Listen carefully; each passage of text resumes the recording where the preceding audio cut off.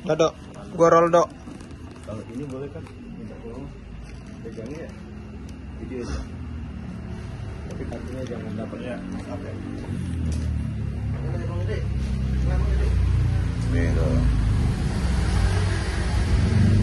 Ayo dong. Ayo. Banyak. Iya, rekam. Dah. Dah, yuk tuh agak.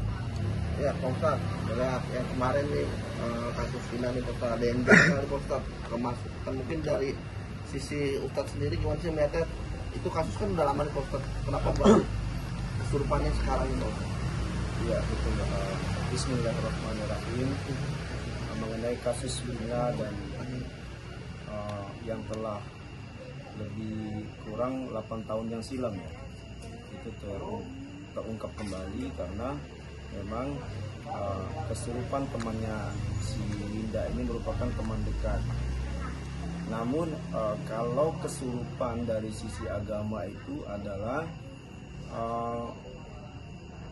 kesurupan itu kan ada sesuatu hal yang masuk ke salah satu tubuh. Seperti ini, dalam hal ini adalah Linda adalah sebagai teman dekat, dimana kesurupan itu adalah masuknya jin atau setan seperti itu. Karena jin dan setan itu bisa menjelma menjadi manusia, bisa menjelma menjadi setan dan seterusnya seperti itu.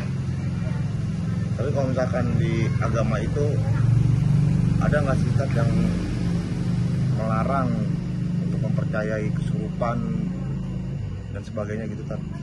Betul sekali, terutama di agama itu dilarang sekali untuk mempercayai kesurupan, karena kesurupan itu adalah pengaruh dari jin ya, atau setan gitu ya. Karena Allah berfirman, Bismillahirrahmanirrahim, wa ma khalaqtul jinna wal insa illa liya'budun. Tidak aku ciptakan jin dan manusia itu untuk menyembah, kecuali untuk menyembah dan mengabdi kepadaku, kata Allah.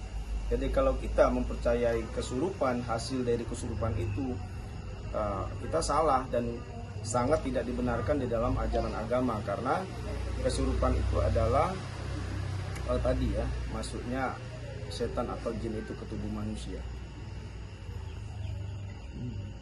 Ya mungkin, tapi kan dengan adanya kesurupan ini, kasus ini jadi terungkap lagi nih Pak Ustadz. Mungkin dari sisi kemanusiaannya jadi terungkap lagi nih kasusnya, mungkin seperti apa nih Pak Ustadz? Ya, bagus sekali. Semua itu kan ada hikmah. Kita percaya kepada takdir, percaya kepada ketentuan Allah Subhanahu wa Ta'ala. Sudah jalannya ada hikmah dari kesurupan ini. Kasus ini terungkap kembali sehingga dapat diselesaikan dengan secara sedetail mungkin dan secara semaksimal mungkin seperti itu. Namun kita tetap ada batasan bahwa terlalu mempercayai kesurupan itu adalah tidak dibenarkan dari ajaran agama Islam. Memang sudah jalannya, sudah takdir dari Allah Subhanahu wa Ta'ala. Dengan adanya kesurupan ini sehingga mendorong untuk mengupas kasus ini lebih teliti lagi seperti itu. Tapi dalam Islam sendiri seperti apa sih Pak Ustadz melihatnya, jadi banyak merembet ke para tersangka nih Pak Ustadz, dan banyak juga yang janggal nih Pak Ustadz dari kasus ini. Mungkin Pak Ustadz sendiri melihatnya seperti apa sih Pak Ustadz? Iya, karena di dalam ajaran agama Islam itu memang sangat benar-benar diwajibkan untuk menjadi saksi yang benar, tidak boleh menjadi saksi palsu. Jadi bagi para saksi harus benar-benar memegang teguh, dia benar-benar melihat, benar-benar merasakan, dan benar-benar apa yang dia dengar pada saat kejadian itu.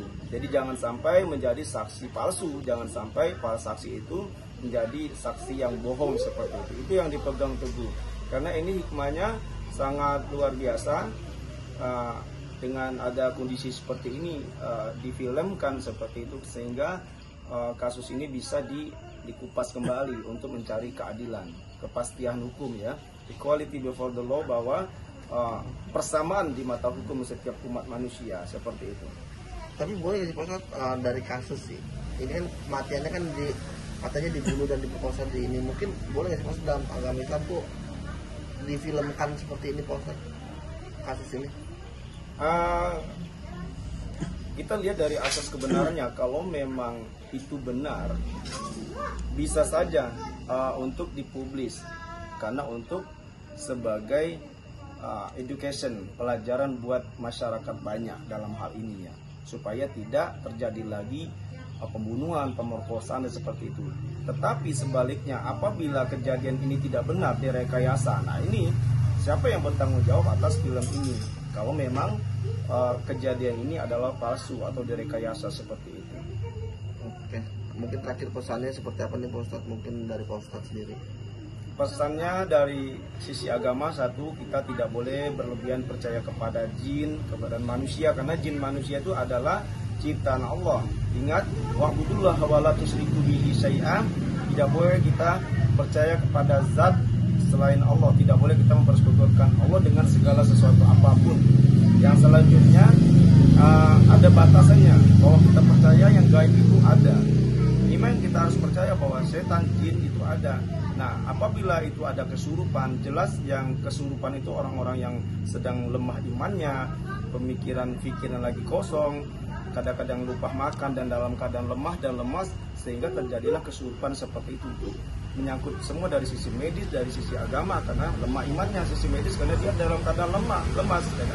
Ya, jadi ingat, harus ada batasan.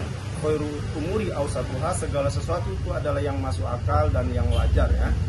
Dan kita tetap perkuat akidah kita, tetap percaya kepada Tuhan yang Maha Kuasa, Allah Subhanahu wa taala, sehingga kita tidak terjerumus ke dunia kemusyrikan. Oke.